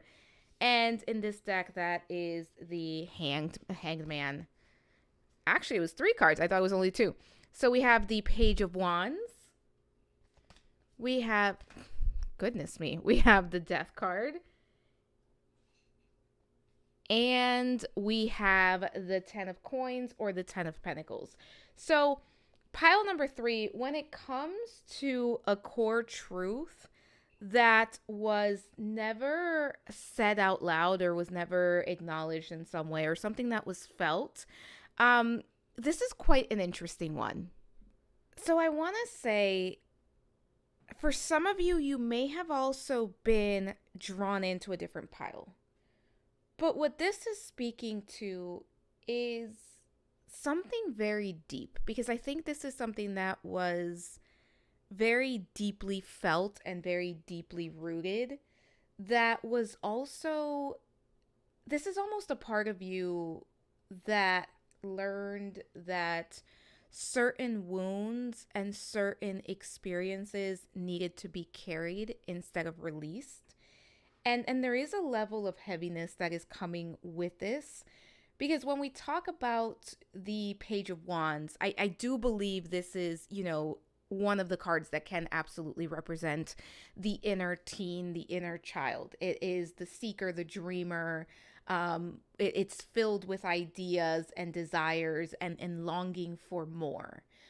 But it also carries a level of instability with it, because it's a younger energy. It's an energy that is still discovering who it is.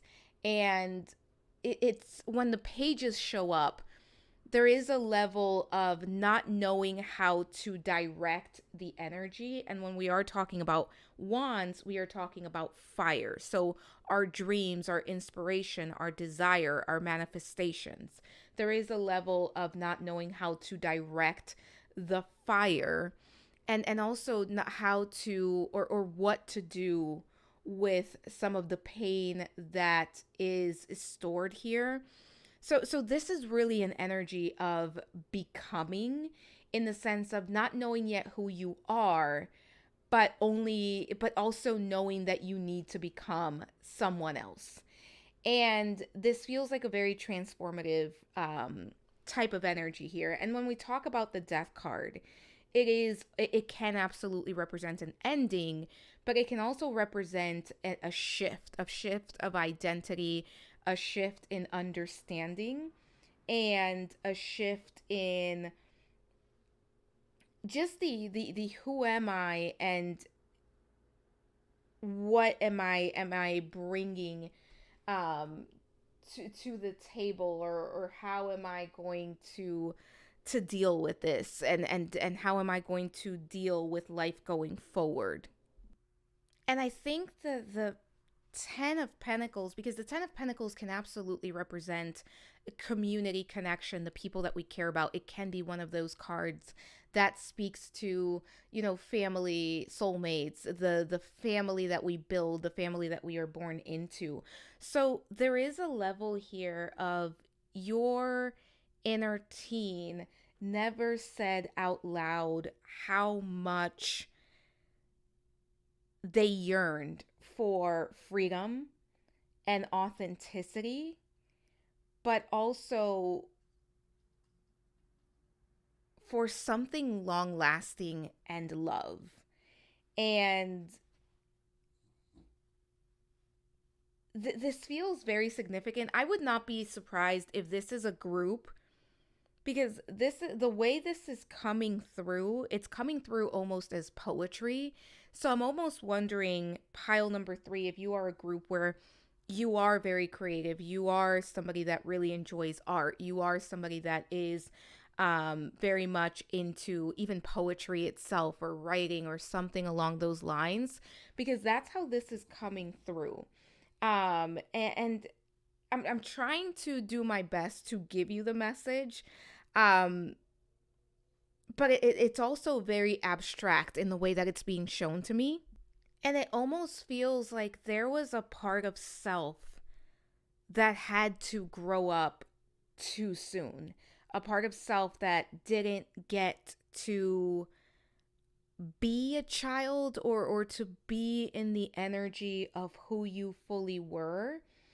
And I think stability was something that was really desired here and something that was really needed here. But there was almost this there's almost a sense that it wasn't something that could have been expressed, or at least something that you may have felt could have been expressed at that point in time. And I think one thing for you, pile number 3, is that there is a deep desire to be seen and to live a life that is authentic and true to who you truly are. And I think that that stems very much so from your younger years. And it feels like there wasn't as much space for exploration as you would have desired or needed. And that's part of what's coming through here. So there's also a sense of maybe there was like a level of survival mode that you had to operate under in order to make it through. And that may have gotten in the way of you being able to express and explore certain situations and ideas. Let's actually move on into the next one we're going to look at is I totally pretended everything was fine, but, and this is going to kind of look at the mask, the performance, or the identity that you wore in order to fit in or to avoid rejection. For my pile number 3s, what was this mask, the performance, or the identity that my pile number 3s wore in order to fit in or avoid rejection? Let's see what we get. Pile number 3. Bottom of the deck, what do we have? The 9 of Swords. Okay. I don't know why these cards are just slipping out of my hands the way that they are today. The Tower. And then we also have Temperance. So we do have 2 majors coming out. This feels like a very significant time experience. But one thing that I think you were very good at, and one thing that you presented to the world, was everything is okay. And this almost feels like the mask, the presentation, the persona, the performance that you put on was one of calm. It was like cool, calm, and collected. Everything is fine. Everything is okay. I'm doing good. Everything is fine and dandy.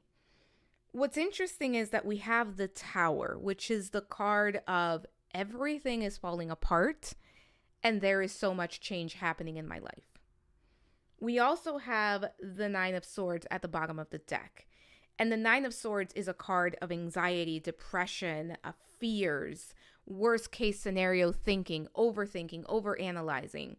So, but we have Temperance here, and Temperance can be a very calm energy. And I think that you were very good at presenting that like calm demeanor, maybe even stoic demeanor, well put together, even if everything is falling apart.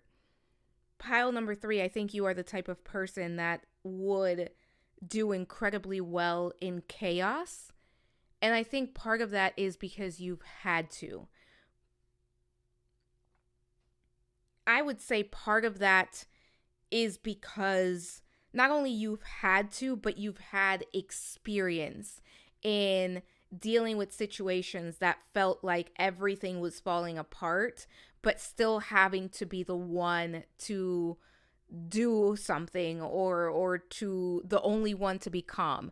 This really does feel like for some of you there was an experience of maybe you were the one that was expected to take care of your parents or caretakers, or maybe you were the one that had to find solutions while everyone else kind of gave in to their feelings or to the chaos that was happening around them. For some of you, you could be the older sibling. For others of you, this could be that you were kind of just put in charge of a lot of things, or you had parents that maybe weren't emotionally available or emotionally mature. But this feels like a lot to carry and a lot of heaviness for a child to hold, but that was still what was expected.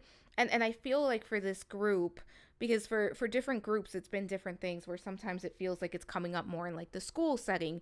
For this group, it feels like a lot of this is playing out because it's being affected by the home life, where even if this is in school, where I have to kind of put a smile on my face and pretend that at home everything is okay, there's a lot of chaos that feels like it goes back to home. It feels very much connected to the home life. And I think that this is also something that for many of my pile number threes, you've carried forward into your adult life, where even when things are heavy, when things are overwhelming, when things are frustrating, that you can put forth this presentation of everything is okay, or I can handle it, I can carry it. And I just want to say, pile number three, just because you can doesn't mean you should. And it sure as heck doesn't mean you have to. So that I think is a very important reminder here. Because I think you've gotten so good at carrying. And for some of you, you are carrying your family's emotional well-being, your family's responsibilities. And I'm talking about, this could be a birth family, this could be adoption, this could be caretakers, this could be something that carries into your adult relationships with your like adult partners, right? Like what in romantic situations, or maybe in a marriage, where you end up carrying so much of it because there's almost this expectation that has been placed on you that I had to be the one to figure things out. And again, I am going to show up, and no matter what's happening, I am going to be able to keep it together, and I'm going to find a solution, and I'm going to find a way forward, right? Because the 10 of Cups being underneath the deck here, and we have that devil card underneath there, but that 10 of Cups being there, it's almost this taking on of the responsibility that the people around me depend on me. The happiness of my family and my loved ones depends on me. I have to be the one to show up and keep things together for other people. And again, that's not true.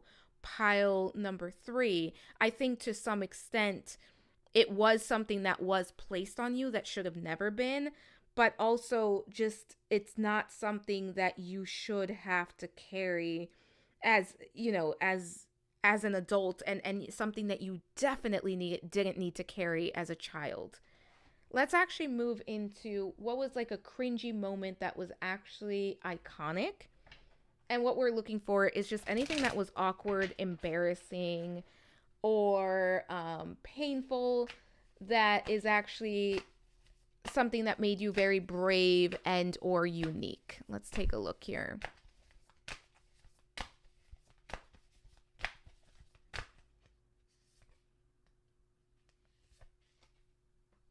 let's see what's underneath the deck first. We have the Hierophant. And what else do we have? We have the Seven of Wands. There we go. And we have the Empress. So pile number 3. Goodness me, these cards feel like they're very much, they should be standard size, but they feel very big. So pile number 3. When it comes to like a very cringy moment, or this could be like an awkward, embarrassing, or painful moment, and again, this is your experience of that. This is speaking with the Seven of Wands here. There's something that felt like it was hidden away, like a part of you that you didn't necessarily want to share. So this could have been a hobby that you had. This could have been an interest that you had. This could have been some sort of self-expression that perhaps felt like it was too vulnerable and it wasn't something that you necessarily wanted to share. So when I'm thinking about this, because we also have the Empress card here, when I'm thinking about this, an example that's coming to mind is like somebody finds artwork, or somebody finds your writing, or you have to share something that you've written or something that you've created or something very personal and private about yourself, whether it was in a classroom setting or with friends, or something that was kind of, you weren't asked for permission to share that thing. And it feels like it was very awkward or very embarrassing for you, because it was a look into the depths of who you are and who you were at the time. But I also feel like it wasn't something that was actually embarrassing at all. It was something that was very beautiful. And it was something that was part of your authentic self. And to me, the Empress being here, this to me, for most of you, has something to do with creativity, or something that you created, something that was maybe only for your eyes, or something that you just were not fully ready to share. And here's the thing. Kids can be mean. Kids can be mean. So it could be that, you know, maybe at first you did want to share it and then the reaction wasn't what you were expecting. But it actually feels like it was something that had to do with your creativity, and that's something that is probably still significant to some degree for you. And a part of you that was emerging, a part of you that was being born and reborn. And I'll also say,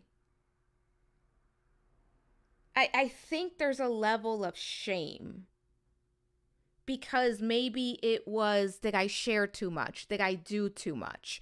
I think this is a group that may struggle with the idea of being too much. And here's the thing, pile number 3, you are not too much. You are not too much. I hope that you've learned that, and I hope that you can appreciate that about yourself, because you are powerful and you are deserving. And I think you are a creative force that brings so much to this world. And again, this feels like a moment of empowerment in the long run. And I think that's why it's so iconic.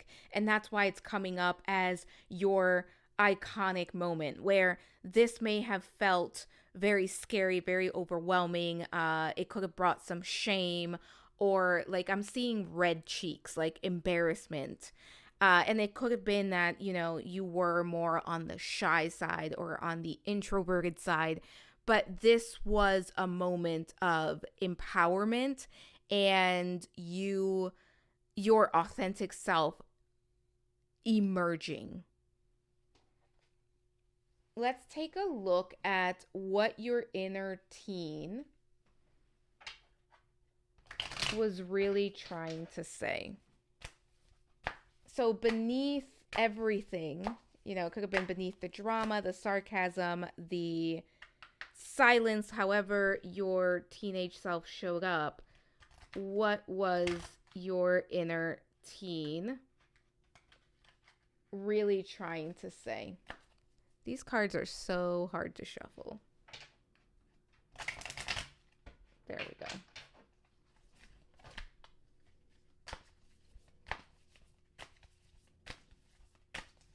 For my pile number 3s, what was their inner teen really trying to say for my pile number 3s? And this is what your inner teen really wanted to say, communicate. Bottom of the deck, the 10 of Swords, yeah. Then we have the 3 of Swords. And we have the Strength card. Again, it's that sense of I show up and no matter what's happening, I still put my best foot forward and I make it a point to make it seem like I am okay, like I am thriving, like everything is going my way. And I think for you, pile number 3, there was a level of I don't want to be a bother. I don't want to take up too much space. I don't want to be too much is a message that keeps coming up for this group. And what your inner teen was really trying to say, I think part of the message, I mean, we have the 10 of Swords, we have the 3 of Swords, was I am completely overwhelmed. I need a break. I need support. I am not okay. I think that was a big message that your teenage self was really trying to say and really trying to communicate this sense of I am just not okay. And I'm overwhelmed and I need support, and it feels like things are getting worse. It feels like things are very overwhelming. I'm looking for a way out. But I also think your inner teen was always trying to communicate. It was almost like all of this is happening, but don't worry about me. I got it. Don't worry about me. I'll be okay. And there's almost a knee-jerk reaction where I feel like if I were to ask you, pile number 3, even to this day, hey, how are you? Your first go-to is everything is great. Everything is fine. I'm fine. Everything is good. Instead of being able to really sit and say, I'm having a day. Like, it just feels like there's almost a knee-jerk reaction of trying to justify or trying to minimize your experience, especially when that experience may not be what you think it should have been, or something that was taking space, or something that was not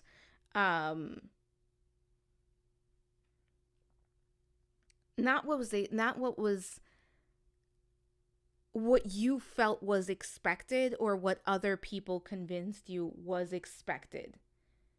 And I feel like what needed to be expressed, and this is still something that probably needs to kind of move through you, is that sense of just sadness, the grief, the anger, all of these feelings that are very strong and intense, and even the heartbreak of the things that weren't going exactly your way, or the things that didn't turn out your way, or the experiences that you lived that were not ideal, right? Holding space for that to come through. Let's see how your inner teen saw themselves. So this is like almost like a mirror, right? So how your inner teen saw themselves, like what was the self-image, the self-worth, What was going on here? Any misunderstandings that could have potentially been happening here? What was that like? Pile number 3. How did my pile number 3's inner teen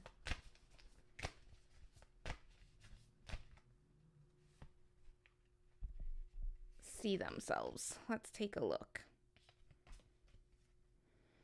That 10 of Swords showing back up here.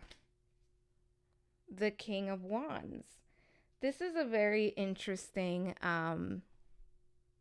reading, the Queen of Wands, because I think there was almost a distorted view of self.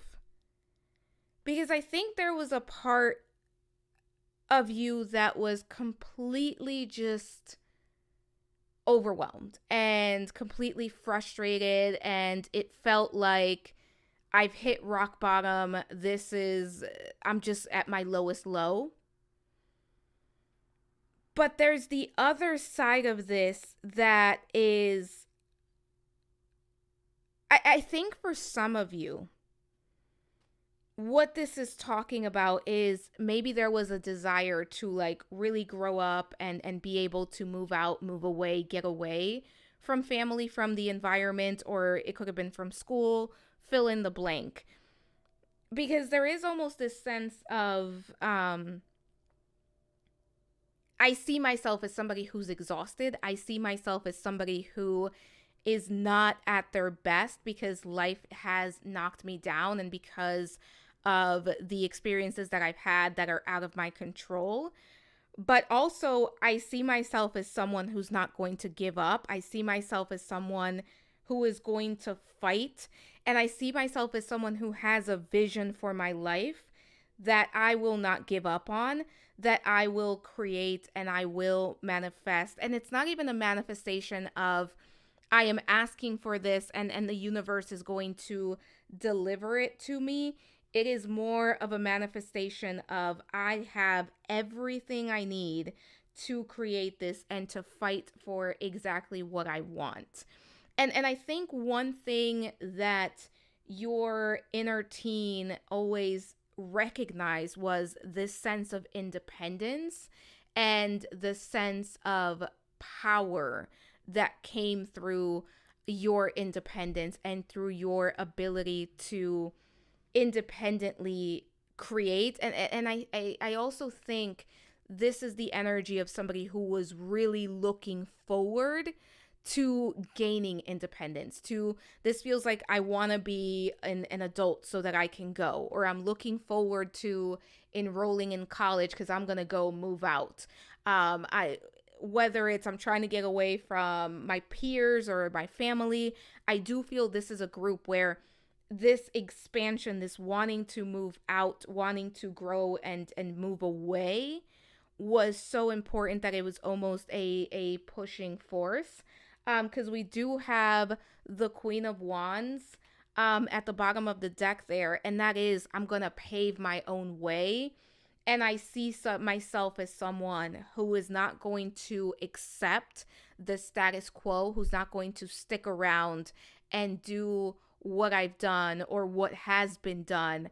I am going to find a way to do something completely different that is going to lead me to where I want to be. So for some of my pile number 3s, part of this was like, I see myself that this point in time, right, that my teenage years, that this is not my best time, but I also know that I am going to create better. I am going to experience better is what's coming through here as far as how you saw yourself, how your inner teen, your teenage self saw themselves at that point in time.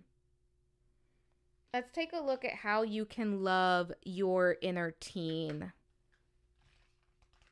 more, how you can show up and show that love for your inner teen. What is required here?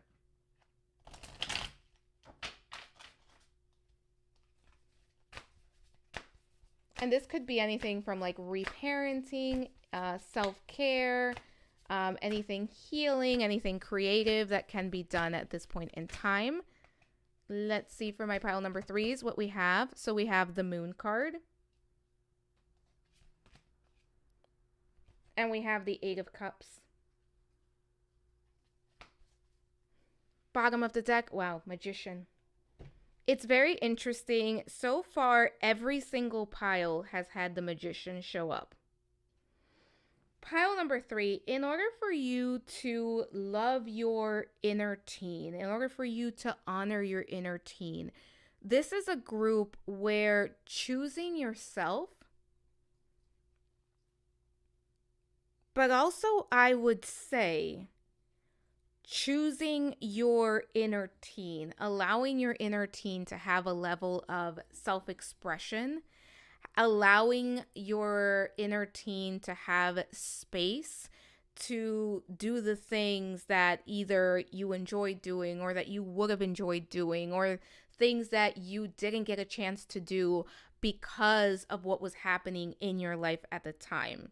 I also think that for you, pile number 3, allowing certain feelings, emotions, or certain memories, not in a way that you are dwelling on them and you're sitting with them and kind of staying stuck in them, but in a way that if something comes up, it's okay to give yourself a few minutes to honor that.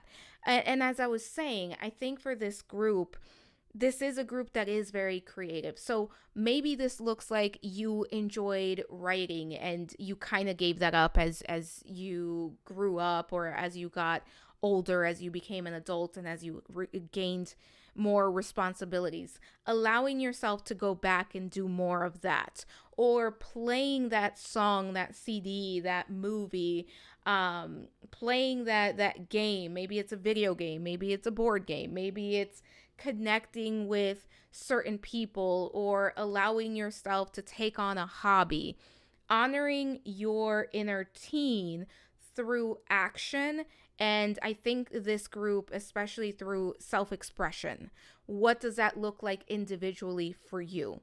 And with the Magician being here, just understanding that you are in a place where you can hold space for this version, this aspect of yourself to come through and say, this is what I need at this specific time. Also, self-care, very, very important for this group through your inner teen. Maybe it looks like, I am going to paint my nails, I'm going to get a facial, I'm going to give myself a facial. Again, what does that look like for you? And especially when you think back to your teenage years, right? To those years where things were coming up for you. What did you need at that time that you could not give yourself, or that you didn't have the time and space to give to yourself, that you can now do, or that you can now carve out some sort of space for? Also, emotionally speaking, being able to say, I've got you now. You can sit here and be in the feelings and move through that discomfort of, when I was X, Y, and Z, when I was 13, 14, 15, whatever it was, I didn't have the time or space or the safe space to sit and just be in my feelings, right? So maybe what my inner teen needs is to sit in a dark room and play some music and eat some junk food, eat some candy, maybe an Airhead. That's why we have them here, right? But bring that back. And again, it's not something that you have to dwell in, but ways that you can honor this version of yourself and hold space for this version of yourself. And if I'm honest, it feels like for my pile number 3s, allowing yourself to be a bit dramatic with it wouldn't be the end of the world. Like, you are in the safety of your home if you create the space for it. Just giving yourself an opportunity to act in the way that you that you want to and that you need to, in order to honor that part of yourself. Pile number 3, we're going to look at your inner teen's secret superpower. So what is the superpower your inner teen had that you are still carrying, the gift that you've had all along, if you will? For my pile number 3s, what is the superpower of my pile number 3s?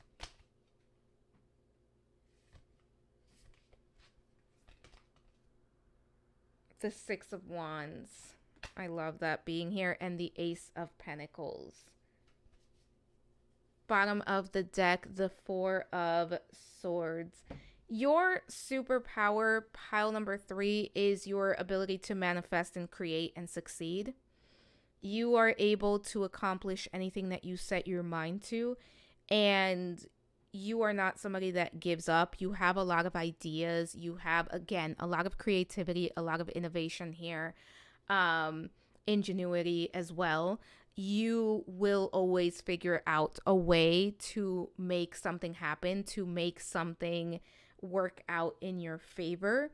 And I think this is a superpower that you've always had, is your creativity and your ability to find a solution even when a solution isn't the most obvious, right? When it's not something that's staring you back in your face, you are still able to find solutions and figure things out. And you have a lot of very bright ideas that for some of you, these are ideas that can absolutely like bring in income. This could be like you are an entrepreneur or you have like a business idea, but also it's a lot of just possibilities and different pathways that you can go down that are like, there's a lot that's available to you if you were to choose it. And I will say, pile number 3, the more you honor your body's needs, especially when you feel like you just need a timeout, a break, or rest, the more you are able to accomplish. That may seem counterintuitive, but that's something that's coming through for this group. Like, the more you are able to give yourself a break and to kind of give yourself time to align to what the next move is, the faster things are going to move for you. And your superpower is also your resilience, but it's your ability to succeed. Because nothing is holding you down. No one is holding you down, pile number 3. And that's a part of what you developed in your childhood, in your teen years, and part of what your inner child developed. Some of you were very good at solving puzzles, mysteries. Maybe you went into like detective work. There's something about that coming through. Take that if it resonates. But yeah, pile number 3. So I have some cards here, and these are part of the Disney Oracle deck and the Pixar Oracle deck. They are kind of meant for children, but because of the type of reading, I wanted to use them here. So we have from the Disney deck, a conversation, and we have Cinderella. As someone who was treated unkindly by my stepmother and stepsisters, it would have been easy for me to lose hope. What does hope mean to you? When do you feel most hopeful? And I think that's part of your gift as well, pile number 3, is that no matter what you went through, you're still kind. You are still optimistic. You haven't allowed certain people to steal your joy or certain situations to steal your joy. Let's see what the activity is. And we have Sleeping Beauty. Put on your favorite music and dance. Dance with a family member or with a friend. Dance with a pet or a stuffed animal, or dance by yourself. Dance to a fast song and dance to a slow song. And that could be one way as well, right? To kind of get some movement in. We then have Inspiration. And we have Merida, and this says, there are those who say fate is something beyond our command, that destiny is not our own, but I know better. Our fate lives within us. You only have to be brave enough to see it. I love Merida. I hate the movie, but I love Merida. Then we have 2 Pixar ones, and this is an inspiration card, and we have... I've watched this movie. I cannot remember the name of it. Someone please tell me.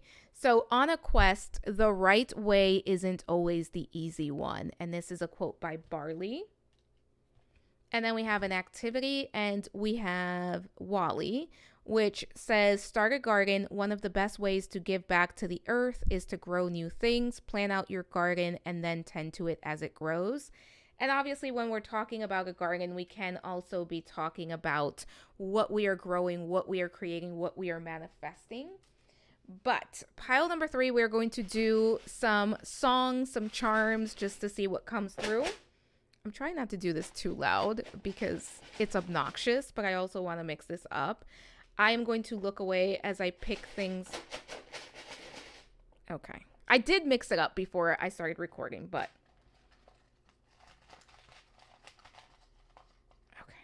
Okay. That feels right. Okay. Let's see what we have. Pile number 3. Did I say pile number 2 at some point? For some of you, this to me reminds me of Hello Kitty. This could be putting a bow on something, closing out something, but it could also be Hello Kitty. Maybe that was something that you enjoyed. But again, putting a bow on something, kind of closing out a cycle, leaving something behind, moving forward. We have the crab here. This could be Mr. Krabs from SpongeBob. It could have been something that you enjoyed growing up or something that you still enjoy today because, listen, SpongeBob 10 out of 10. But with the crab here, it could be Cancer energy as well. And it also, I think, could be that sense of self-protection. I have to protect myself. I have to guard myself and my heart. We have the rainbow here. Somebody may have been into, what was it, Lisa Frank? But also with that rainbow being there, not losing hope, not losing your sense of whatever, of creating possibility, and just your sense of magic. And I think this is a group where the child magical archetype is really coming through. Then we have the pineapple, very interesting because I really feel like there's a lot of SpongeBob references. But with this pineapple, we see that rainbow there. We're seeing the rainbow twice. So it could be LGBTQ, but it also, with the rainbow and the pineapple here, finding the sweetness in life, right?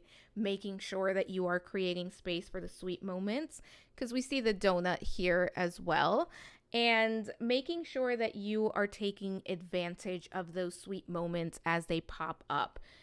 Creating joy, being intentional about joy. And I think for this group, being intentional about laughter as well. And we have like a rocket spaceship. So reaching for the stars, going after what you want, everything that you desire. For some of you, I do think there could have been a level of maybe like, I said it, like this could be the group of like creatives, maybe like emo. I think there were a lot of feelings for you, pile number 3. Especially in your teenage years, honoring that part of self is very important. And then we have Sully. So Monsters Inc. coming through. But also, if there was a movie or a cartoon that maybe was very meaningful to you, maybe checking that back out and giving yourself the opportunity to reconnect with that. But we have 2 songs here for you. I was supposed to type this out, pile number 3, but my dog was sick, so I just wrote it down. I don't like my handwriting, so I will show it to you, but not very much. That is the thing. So we have Skater Boy by Avril Lavigne. That is one of your songs. And this could be a song that just meant something, or it could be a song that has a message for you. Actually, that is giving like punk. I do think this was like my alt group. Like growing up, you were probably alt. And then we have Can't Fight the Moonlight by Leanne Rimes. Coyote Ugly, shout out every time I hear that song. But pile number 3, that is what I have for you. For your affirmation, I am the magician in my life, because that's exactly what you are. And there's no stopping you, pile number 3. But let me know what you thought. Don't forget to comment, like, subscribe, hit the notification bell. Be on the lookout for the poll for next week's reading. There's always usually a poll coming up. Let me know what else you'd like to see next. Let me know what you thought about this, because this one is a different one. It's very different from what's usually done on the channel. I do have a second spread for the Lizzie McGuire, which is what I was going to originally use, that we could still do at some point. If you want to see it done, let me know. But share the video if you think it's worth sharing. Thank you so much for being here. Thank you so much for allowing me to read for you. I am sending so much love, so many blessings, and I hope to see you soon. Bye for now.